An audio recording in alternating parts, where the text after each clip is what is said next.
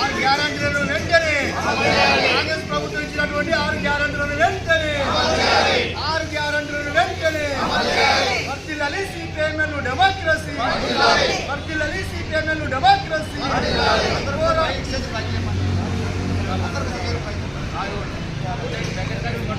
ప్రభుత్వం ఎన్నికల ముందు ఇచ్చినటువంటి 6 గ్యారెంటీలు వాటిని వెంటనే అమలుకు పూనుకోవాలని చెప్పి సిపిఐఎంఎల్ న్యూ డెమోక్రసీ రాష్ట్ర కమిటీ ఆధ్వర్యంలో ఈరోజు చలో హైదరాబాద్ కార్యక్రమానికి పిలుపునివ్వడం జరిగింది.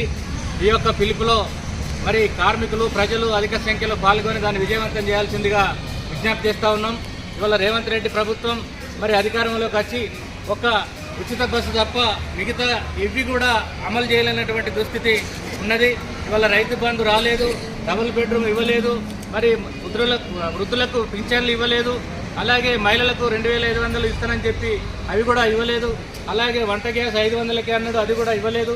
కాబట్టి ఇలాంటి ప్రధానమైనటువంటి డిమాండ్లను పరిష్కరించాలని చెప్పి డిమాండ్ చేసి ఇవాళ చలో హైదరాబాద్ కార్యక్రమానికి వెళ్తున్నాం.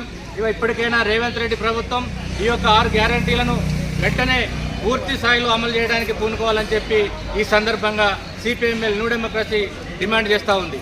CPIML new democracy, CPIML new democracy.